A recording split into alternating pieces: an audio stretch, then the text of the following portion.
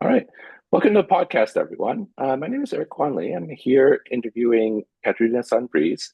She is a senior nonprofit leader with 28 years of experience in fundraising and membership and leads a nine-person team. Katrina, great to meet you and welcome to the podcast. Thanks, Eric. It's nice to be here. Excellent. So I think the topic that we kind of settled on for this podcast was leading before you feel ready. And I think this is applicable regardless of the experience you have, whether you're just fresh from college to if you're near retirement. And I think a lot of people they think, oh, I get a sense, or they don't actually have a sense of whether they feel ready. So maybe talk through how some of the stepping stones or some of the key attributes you felt in terms of being ready or demonstrating that you had the confidence or the awareness that you could step into a leadership role. Yeah. I think that the topic of am I ready for any kind of big jump, whether it's a life milestone or a career milestone. I think about even when I became a parent or when I bought my first house, like anything that is this big life decision or shift.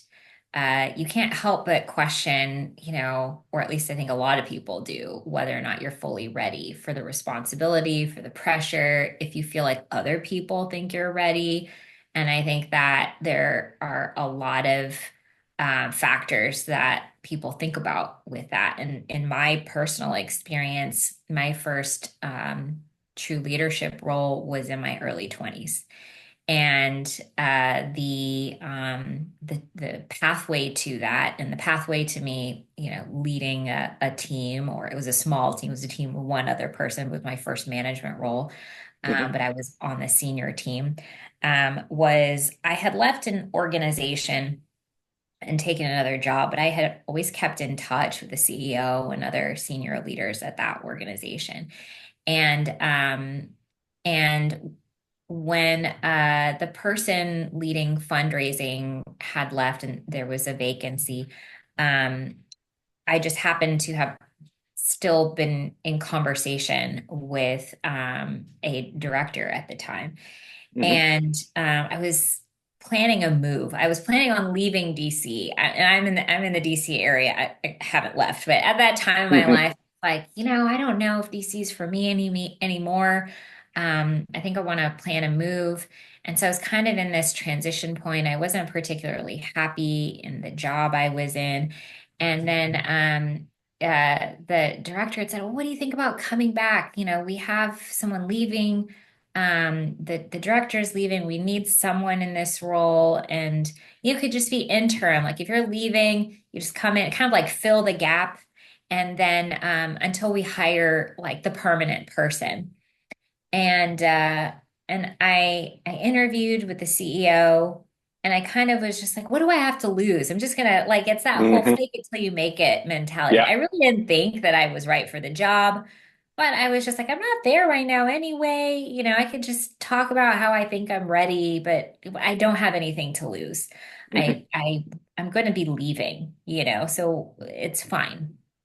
I didn't feel that I had this pressure. I didn't feel like, oh, they were going to fire me if I didn't meet their expectations. That there was just this finite period of time. Hmm. So I did come back and it was an intern role. And I remember this kind of sneaky thing that happened where my formal title was interim director of development. Hmm. And they were ordering business cards for me. And I saw the draft and it said director of development. And I was like, well, no, I'm not the director of development. I'm interim, and the director of operations at the time, she was like, oh no, we'll just leave off interim. We'll just keep director on there. Hmm. I said, oh, okay, that's fine. But then, what happened is that the year was going well, plans changed with moving, and then I just kept the role and I was there and I was doing well. And then I got a raise because the other thing too, so I got a raise, but Hmm. when they hired me I think maybe a little bit above the salary that I had been making at the job I was leaving, but Hmm. they were going to be paying me not exactly at that full director level. But then once I had essentially proven myself and it was determined, well, maybe I'm actually kind of good at this job. Maybe I can actually do this. Then I got the salary bump and I ended up staying and I excelled and I realized I really loved to manage. And but that was this situation where I entered into it really not feeling ready, feeling I was pretending, I was just faking it. And I thought at Hmm. any moment they might discover the truth that I can't actually deliver on any of these things because I haven't done it before. But there was something about that whole interim nature and feeling as though I could escape if it all doesn't work out. I feared failure a lot, but it felt okay because I thought if it goes spectacularly wrong, I have an escape, I have an excuse. And so, I think that that is what, for me, if I didn't have that, I kind of think I probably would not have. I think that fast tracked me to continuing on this trajectory of managing and then getting bigger roles. Just jumping in, not believing I was ready, but at the Hmm. time I just happened to feel safe to take that leap because I don't know, the structure of what it was at that time felt just less intimidating. Um, yeah. It's interesting you bring that up because I feel like it's one of those situations where if people think, I don't want to call it low stakes, to be fair, but Yeah. it's like it's almost like that psychological factor, right? And I think a lot of people, and I don't want to belabor the point because I think a lot of people hear of imposter syndrome, right? And Mhm. you brought up fake it till you make it. So I'm in Yeah. Silicon Valley and we're infamously known for fake it till you make it, and much to Yeah. our detriment in that region. But in all seriousness, right? How, if as you look at it, right, how much of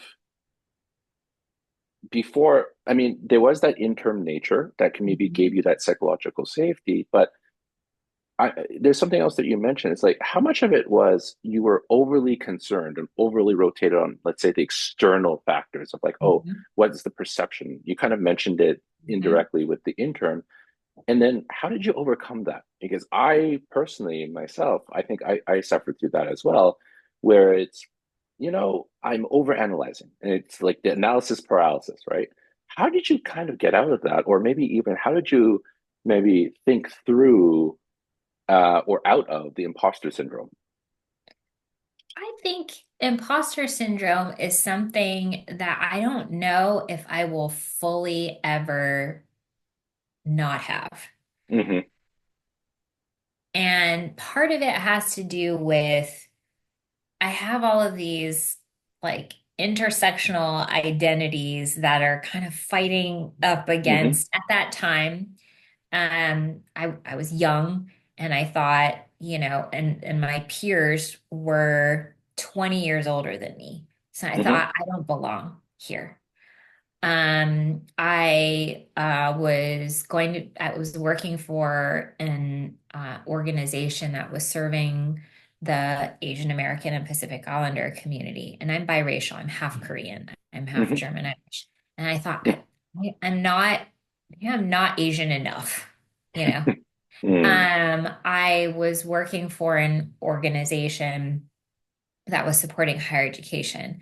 And I have a bachelor's degree, and it's a scholarship organization. I feel passionately about, supporting higher education and the value of higher education to really lift individuals and families up into leadership and more opportunity. But I only have a bachelor's degree, and I'm surrounded by people with PhDs and doctorates and masters, and like maybe I'm not quite educated enough, right? I don't have enough of all these things. And I think a lot of it has to do with, yeah, that feeling that I need that external validation or that I'm being Hmm. compared to someone else. I think that, even when you're, being invited to participate in a podcast, am I like the right person to talk about these things? And And what's funny is that I think that I certainly am my own harshest critic. And I think that part of my upbringing too is in, really making sure that like humility is a value, right? And being agreeable is Hmm. a value, right? Not being like disruptive. And then not wanting to uh, like draw too much attention to yourself in some negative way, which then can make you maybe feel more inclined to not speak up. I think that that identity as a woman too, not being like overly aggressive or being seen Hmm. as aggressive. And so in terms of like what I did to overcome them, I think every once in a while I have just felt that sometimes I just need to lean into the some discomfort if I am not doing something occasionally that's really uncomfortable, Hmm. um, then then maybe I'm standing still. And I think the other thing too, even something I've talked about with my therapist, right? Just reminding myself, but what if it all works out? Instead of thinking about the scenario planning of it being a complete disaster, but what if it works out? Like the reward could be great, right? But I am naturally kind of a risk averse person. So, I think though. I've been trying to remind myself, but what if it works out? And, just try it. What's the worst that can happen? You know? It's interesting you bring that up because everyone I talk to, it's about you kind of hit the nail on the head when you said being used. I don't want to say used to discomfort, but at least partially accepting of it, maybe is the best way to put it. Hmm. What were kind of your first steps to get comfortable with discomfort? So Hmm. I'll give myself an example. I think when I was young, and again, to your point, about raised in a very Asian culture, you have to be perfect, right? And we all know we make flubs. No one's perfect. Well, maybe generative AI, but that's a separate topic of discussion. Hey, So, they make um, mistakes too. yeah, Yeah. yeah, a few hallucinations there. But um, how did you get like? What were some of like the I don't call them small, but what were some of the small but critical steps that you took to get used to that discomfort? Yeah. Well, as a person who was and can tend to be geared towards like perfectionism Hmm. and this culture of overachievement, right? Hmm. I think that I certainly, what was ingrained into me was that, it would be embarrassing if I Yeah. did something and then it wasn't as good as it could be. There was some kind of imperfection, and then I Hmm. would be judged really harshly for that imperfection. And so then what I noticed at times, particularly early in my career or even in school, would be I could be caught in a procrastination loop, Mm. right? Where like I am holding on to things because I'm overly concerned that it's just not good enough. It needs to be perfect. I was actually just telling my husband recently, I was this way in high school with my art assignments. I took art Mm. classes. I really like loved my art classes. And I would have to be graded on partially finished projects. And that part that I finished was really good, but it wasn't finished, Hmm. and so there would be marks off and then so I just had this kind of portfolio collection of mostly finished things, but nothing like truly finished. And at a certain point, what would happen is that you hear these adages like perfection being the enemy of the good, right? And Yes. sometimes done is better than perfect. Hmm. And I thought, well, that's like theoretical. But then once I started to just like hit send before I felt I was ready to hit send, or present something even though it wasn't like as, you know, put together as I would have liked, that it was that practice of doing it and then things kind of working out. Again, that Mm. whole but what if it works out? Or it's fine, Yeah. that then it became reassuring. And I think I had that same experience about jumping into a position that I felt like maybe I wasn't fully ready for. And that, it's okay to make mistakes. And I've learned from things that didn't go well, um, more so than when things went well. When things go well, there's not that friction. You really remember the failures, right? They just stick Yeah. out to you. And I think it's the pain of the failure that makes you reluctant to try something risky sometimes. But truly, there are a lot of things that, like you could say it's a failure, but that might be a little too harsh too. I was just talking to a colleague of mine, and she had talked about some things that she had wished had gone a bit more smoothly in a board meeting. And I'm like, but you know what? Like, I barely noticed that. And I felt myself saying that to her, but then Hmm. not doing the same for myself. Yeah. And I think that that's why supportive networks are helpful so that you can get that. I think that we can be harder on ourselves than maybe we deserve. 100%. And I want to pick on that last comment that you mentioned, the supportive networks, because um, obviously we all talk about the individual almost spiral of perfectionism in this case, right? Where it's like we just constantly create this spiral where, to your point, you don't necessarily finish the work or you procrastinate a lot. And we may have a friend circle that does that. Did you kind of identify that and how did you break out of it? Or was it more of a you had that individual mental breakthrough and then you kind of were like the what's the old saying, the rolling stone gathers no moss, but you gathered moss in terms of like breaking out of the perfectionism syndrome. Hmm. So, I think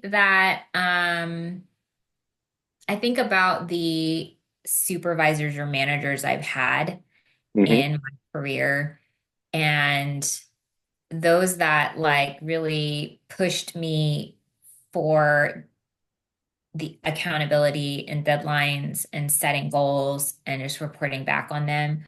um as an example, and that's a whole other conversation, but I do feel that KPIs are important for management and being able to like track progress. But what I found that I many times had to really just be pushed, like the deadline had to happen.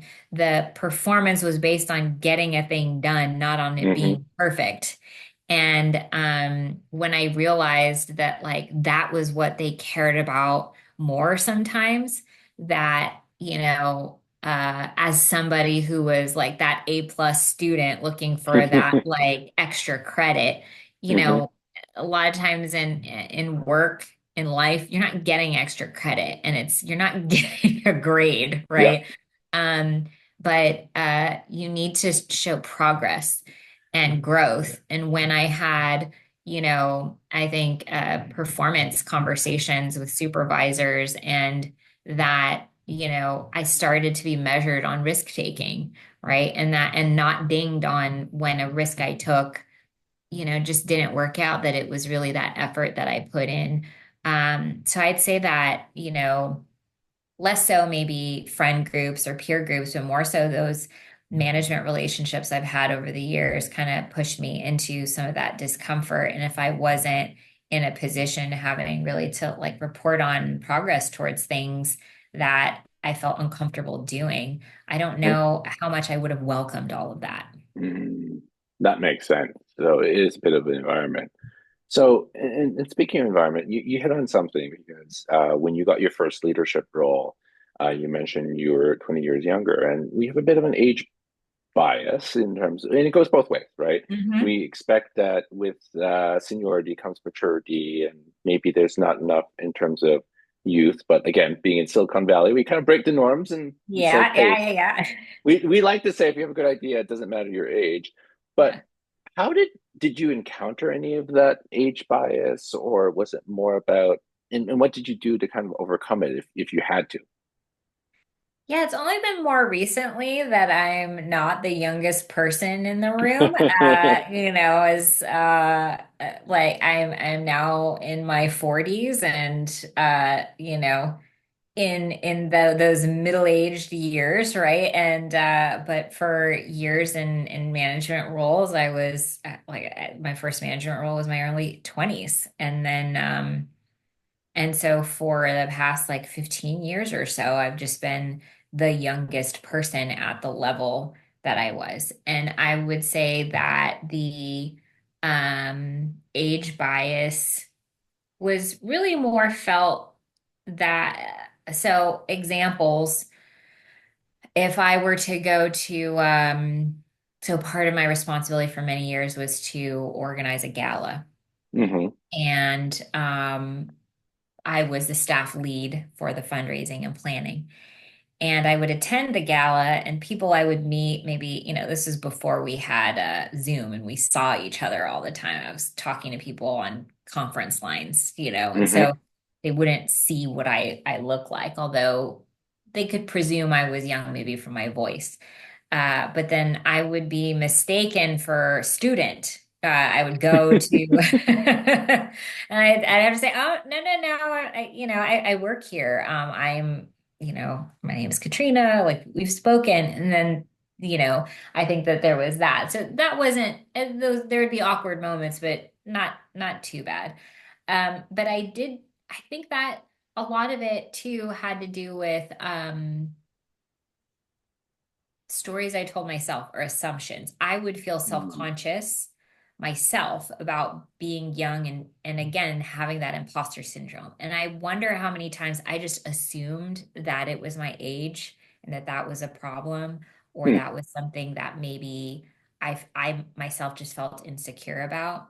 But I'd say that I've definitely been in rooms where I'm the one leading something, and the people in the room are looking to the person who looks to be older or the man in the room Hmm. to answer the question. And then I'd have to be like, well, no, I'm right here. And then just, speak to whatever it is that we're there to talk about or to talk about my own expertise. And so I've definitely felt at times where I'd have to I don't know if defend myself is the right way, but advocate Hmm. myself and be louder.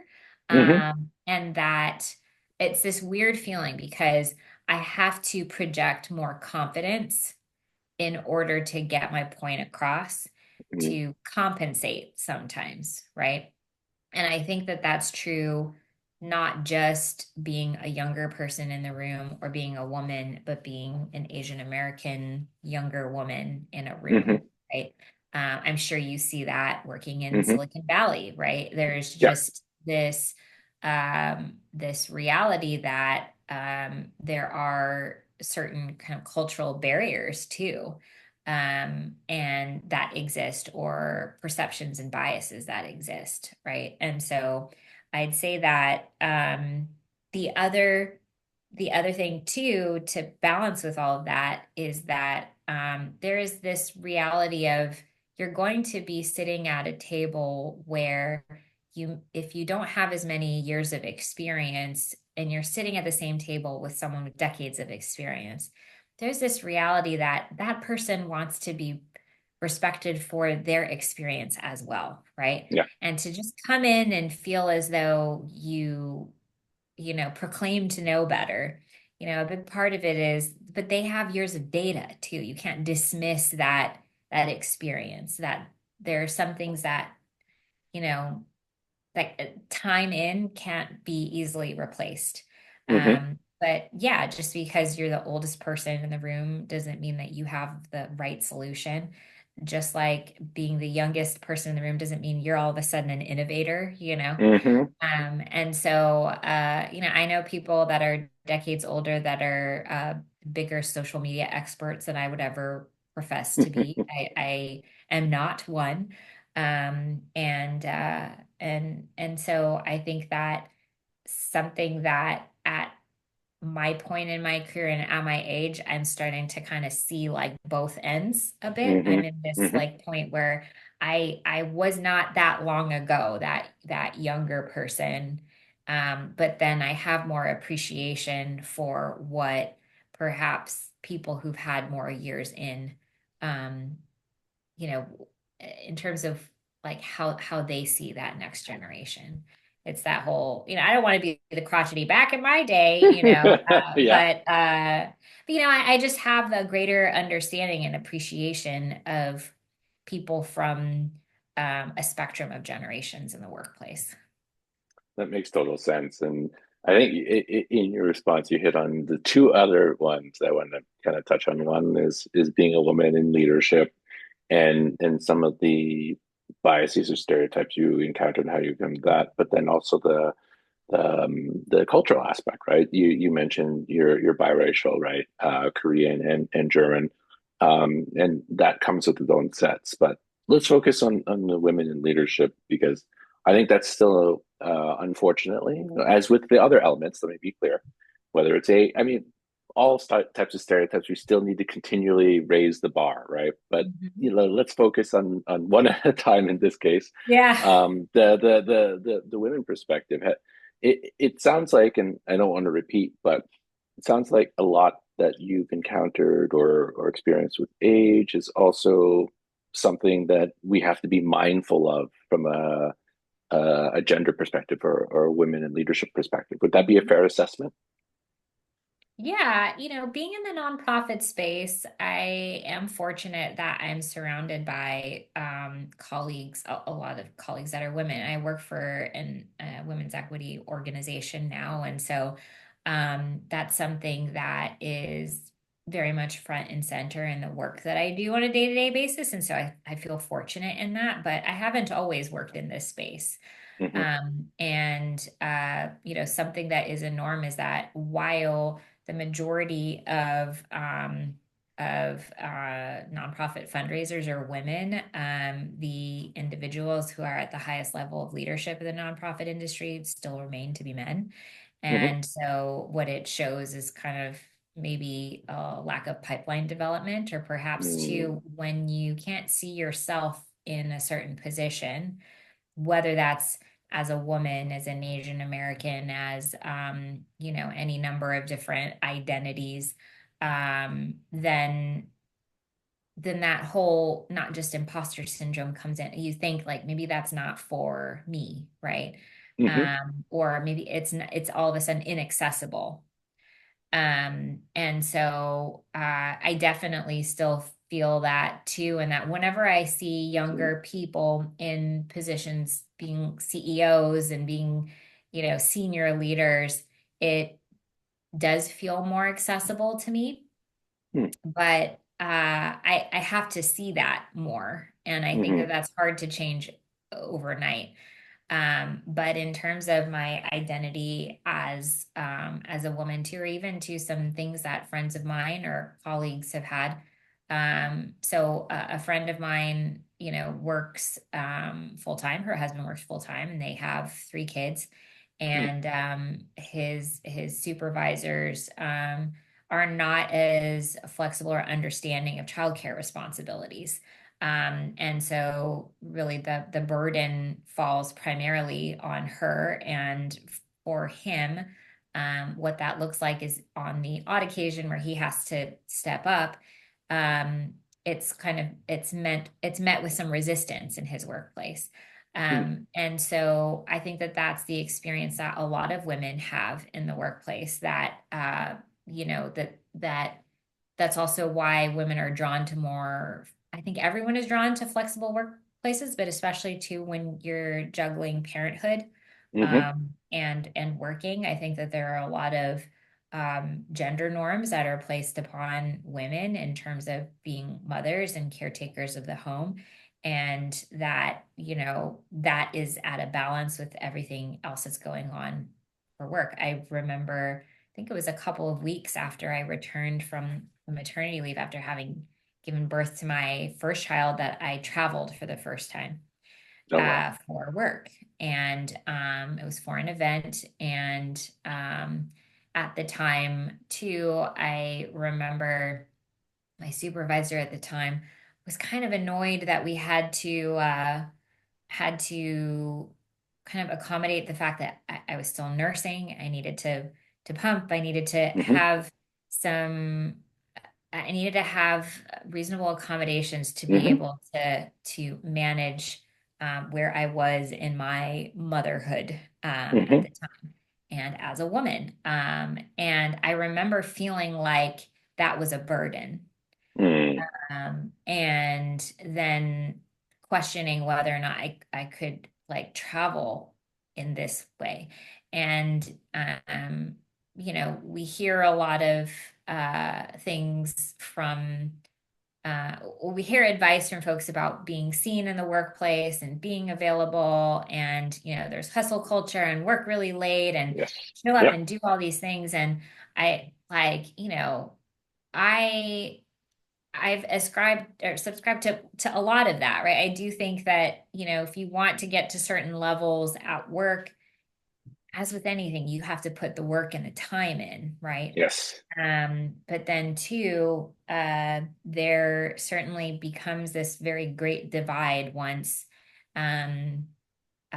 individuals are prioritizing uh, parenthood and trying to juggle that and being available to their children. And I think that is a concern for a lot of women in particular. And, there's a lot of talk about things like the motherhood tax that Hmm. women pay for the pause in their career. It certainly has me always questioning about, am I ready to take that next big role, understanding I'm going to have to travel more. I'm going to have to be away more. Is this the right time for me? And I have to say, I don't know that the men in my life have had to consider that in the same way. But whenever I do see um, and do have colleagues who are men and parents as well, who are conscious of that and provide that balance, like that does,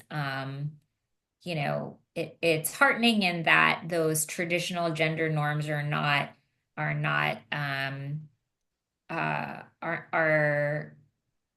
are being broken down a bit. Yeah. I benefit from having a very supportive partner who we share responsibilities, and we both know that we can't do what we need to do at work if we aren't working together at home too. That makes total sense. And I'm in North Dakota visiting my sister-in-law. So she just had her kid. So totally, they have this is their second one. But to your point, even a toddler, let's Mhm. you have to accommodate for things aren't going to move as quickly as my Yeah, partner also states. So 100%. yeah. Um, Speaking of, I guess, newborns and I guess the influence of a parent, but also the cultural aspect. All right, Mhm. is that especially I'm going to call it collectivist cultures, right? Primarily Asian, but other cultures as well. There is a Mhm. perception which goes against not against, I would say, which is different than American culture, which is more individualistic, is that uh, that collective culture, I think, clashes, particularly on an individual level, when it comes to self advocacy, when it comes to like advocating for oneself. And again, you have additional context as being a female leader, and then also a little bit to your point early in your career, the age. How did you overcome that cultural, um, I guess, I would say lack of learning in terms of maybe that self advocacy, right? Because I look at my partner, she's American, and that self advocacy has always been there, Yeah. but a little less so from an Asian cultural perspective. Yeah. I think that it's not a cultural norm to be disruptive, Hmm. uh, or to be to try to stand out, right? Hmm. Yeah. And and even things. So my mother also, I think too, a value that she had was being private. And Mm. that was also like being private about your feelings too. Yes. Yep. Um, and um, and I remember something that she had told me is like, oh, speaking negatively about your family is like spitting in the wind. It's just going to hit you back in the face. And so it's just sort of this, I think it was discouraging vulnerability because vulnerability could be used against you. And maybe it was just Mm-hmm. sort of, it was personal to her, but for me, it was much more, she has a lot of pride, right? Mm-hmm. Mm-hmm. And and there is a pressure to only portray success, and that's where that perfectionism and you know um she's very proud when my sister got her PhD from Harvard because that's number one, right? Mm-hmm. And Mm-hmm. so Yep. there's this perception of that level of perfection, right? Mm-hmm. And so I think that that's how I grew up, but I never felt comfortable with that. Like I never felt comfortable with it. And I think that a big part of that also has to do with being biracial, right? My parents got together in the 70s. My father was in the army when they met in Korea. And I think that she had to really face a lot of judgment, Mm. from uh, from whether it was friends and family who made assumptions about, her not being with someone who was also Korean. Mm-hmm. And so then when she would be, talking about these cultural norms that were norms for her as being a Korean woman, I was always at this like middle ground because it just didn't match up with everything that I was being surrounded with. I found my identity to be a little bit more complex, and some of it's generational for sure. Mm-hmm. Mm-hmm. Um, but I think that I always felt in conflict all the time about Mm-hmm. like what the expectations were. But I think that a byproduct of getting older and being much more self-aware is that I am so much more comfortable sharing my flaws than I used to be. Mm-hmm. And again, that helps to reinforce also this um easing back of being perfect about, I mean, like this perfectionism.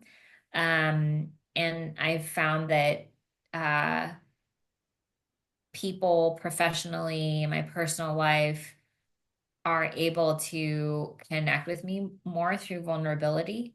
And that if I can share about bad decisions I've made Mm-hmm. and failures, then all of a sudden people are more willing to connect because they're like, I've made bad decisions too. We all have, Mm-hmm. and then there's, I think, less of a feeling of judgment. And I want that for myself too. I give grace because I need it myself.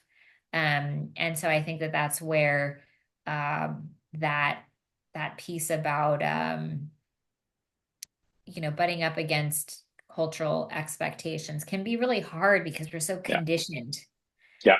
100%. And but I have friends and colleagues who over the years, like when I was in my 20s, 30s, 40s, like I just especially too, I think for women, although I think a lot of people feel this way, there's this anxiety about getting older, right? Mm-hmm. Oh, like uh being in your 20s or being in your 30s. And I think a lot of it is tied to honestly, whether it's health or physical appearance or all these things. But I've always talked about how I feel blessed to be able to get older, but I'm so looking forward to being older and caring less about the judgment of others and feeling more comfortable and settled in um, within myself. And I think a Mm-hmm. lot of that has to do with being accepting of mistakes and flaws and then learning something and then having an opportunity to share that too. That makes total sense. Well, Katrina, this has been a great podcast that we've covered a lot, but I always like to leave the final word to our guests. So, if there were a couple of the key points that you want to make to our audience, what would they be? Yeah, I think it's not necessarily being unafraid to make mistakes because I think all of that comes with some anxiety, but I think it's leaning into a little discomfort, applying for that job that you feel you're not quite ready for because even sometimes the interview or the conversation helps you learn where where you need to get more experience to be ready that next time.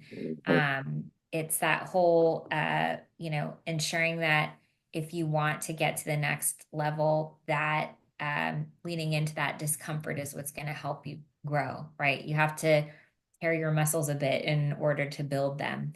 And so I think that that's for sure something that I'd want to share with folks. And I think the other thing too is this idea of imposter syndrome and Mhm. feeling like maybe the space isn't for you because you don't necessarily see yourself reflected or you have an idea of who that person is supposed to be. I think that norms are challenged and changed every single day. And just because you don't see yourself in that role doesn't mean that you don't have something to bring to that role. And so raising your hand more, leaning into discomfort, but then understanding, having the expectation that it's a journey and there's something to be learned, I think is definitely something I'd emphasize.